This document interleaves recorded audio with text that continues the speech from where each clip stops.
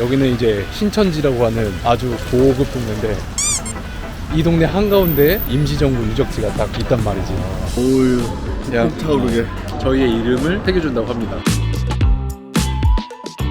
건물 내부로 들어왔는데 조상님들한테 굉장히 부끄러움을 느끼면서 개쳐 맞았으면 좋겠다 진짜. 근데 여기 안쪽에는 사진도 못 찍고 아무것도 못 찍어서 아마 촬영이 안 돼? 영상으로는 못 남기고 다 둘러보고 소감에 대해서 얘기를 해봐야 될 것 같아요.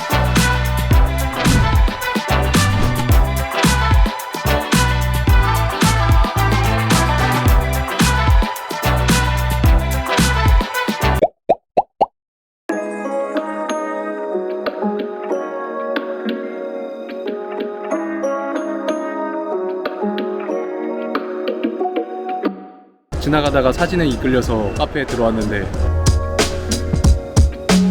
사실상 이 아이스크림은 기본 요거트 아이스크림인데 메론 국물이라고 해야 되나? 메론을 묻혀서 먹으면 이게 요화정이지. 아무튼 우리가 임시정부 유적지에 갔다 왔는데 소감이 어땠나요? 대한민국의 가슴 아픈 역사고 그분들이 없었으면 지금의 대한민국이 없지 않았을까. 그런 슬픈 현실들이 마음이 아프네. 한 100년 전 실제로 저기서 김구 선생님들과 독립운동을 했던 사람분들이 저기서 생활을 했던 거잖아요. 그렇지.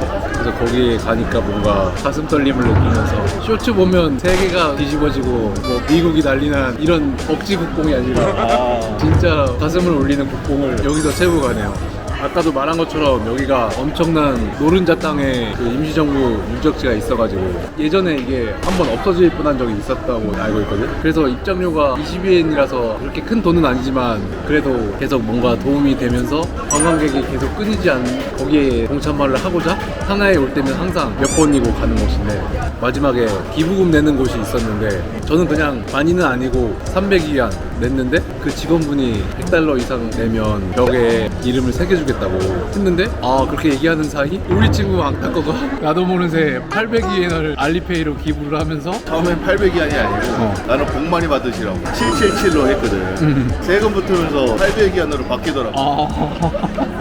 그거 자세히 보면은 800점 몇이야. 애매하게. 저는 이제 300위안밖에 안 내려고 했지만 내 친구 왕따꺼가 크게 플렉스를 하면서 약간 나는 버스 탄 기분으로 거기 이름을 새겨주신다고 해가지고 내년에 이제 임시정부 유적지 가면 저희 둘의 이름이 새겨질 겁니다. 근데 나는 기부를 했는데 증서도 주고 상품도 주고 이름까지 새겨준다고 하니까 그러니까. 난 100달러가 전혀 아깝지 않다는 생각이 진짜 절로 들었어. 이렇게 100달러 이상 기부를 하면 이런 기부 증서를 주더라고요.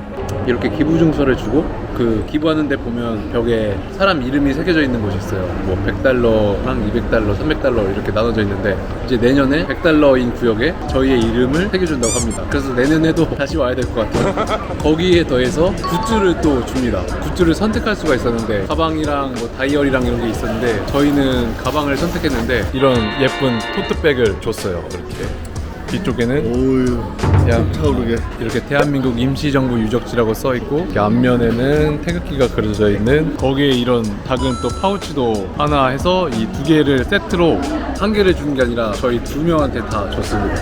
요즘 그 한국중앙박물관에서 만드는 굿즈들이 되게 한국적이고 예뻐서 인기가 많다는데 지금 이 받은 가방도 국뽕이 차면서 디자인도 예쁘고 한국적이라서 이것도 들고 다니면 참 좋을 것 같다는 생각이 들었어요. 굉장한 레어템이 될 것 같습니다.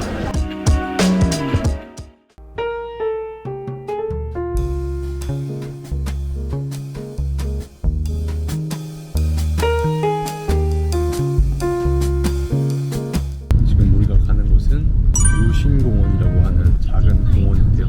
지금은 루신공원이라고 하지만 예전에는 콩코공원이라고 했거든요.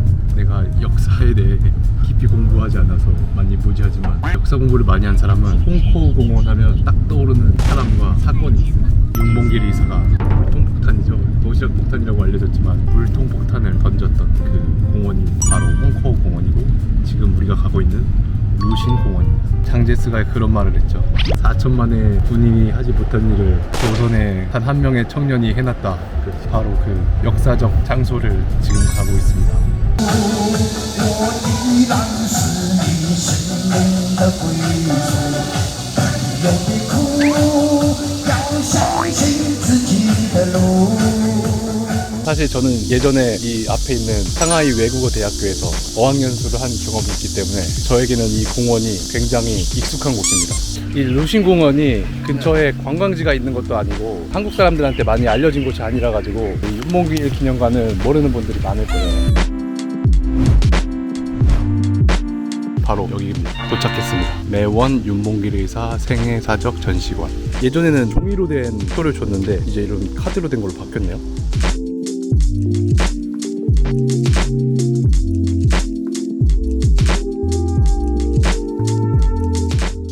여기 매원은 윤봉길 의사의 자아 매헌에서 이름을 따온 공원 속 작은 정원입니다. 루신공원 안의 자리에 매화를 품고 의사의 뜻을 기리고 있습니다. 이 중국에서 대한민국 국민을 위해서 이렇게 뭔가 기념관도 만들어줬다는 게 그 얼마나 큰 업적을 세웠으면 기념관을 만들어놨어요.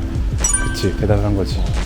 건물 내부로 들어왔는데 와, 이렇게 지금도 메시지를 보내는 학생들이 있고 가슴이 뭉클해지네요. 이곳에서 윤봉길 의사가 태어나 25세 짧은 생을 마감하기까지 그 삶의 이야기를 깊이 이해할 수 있었습니다. 오늘 이렇게 비가 오고 우중충해서 그렇긴 하지만 여기가 봄에 오면 꽃 피고 진짜 엄청 예쁘거든. 계획이 있으신 분이 있다면 꼭 와보는 것을 추천합니다. 확실히 이런 기념관에서 와서 보면 그 느낌이 다른 것 같은 게, 어렸을 때는 그냥 윤봉길 하면 도시락 폭탄 이렇게만 외우고만 있었는데 내가 상하이에 와서 공부하면서 이런 기념관이 있다고 해서 그냥 우연히 와서 봤는데 윤봉길 의사에 대해서 더 깊이 알게 되다 보니까 생각했던 그 마음가짐이나 이런 게 확실히 확 달라지더라고. 진짜 100번 책을 보는 것보다 이런 기념관에 와서 한번 보는 게 더 마음에 깊게 남는다는 느낌이 있는 것 같아요. 너 25살 때 뭐 했는지 기억나나요? 우체국에서 택배하고 있었던 거. 나도 대학교 막 졸업하고 대학로에서 연극하겠다고 막 그랬던 것 같은데, 그 시절에 나 살기 바빴지. 그렇지.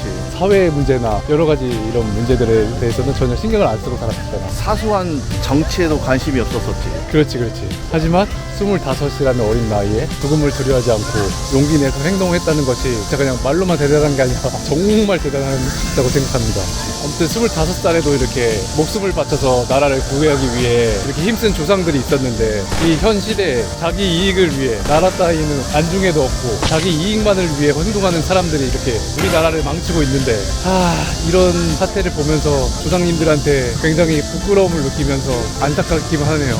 그 사람들도 언제가 죽고 독립유가자를 만나면은 개처맞았으면 좋겠다 진짜.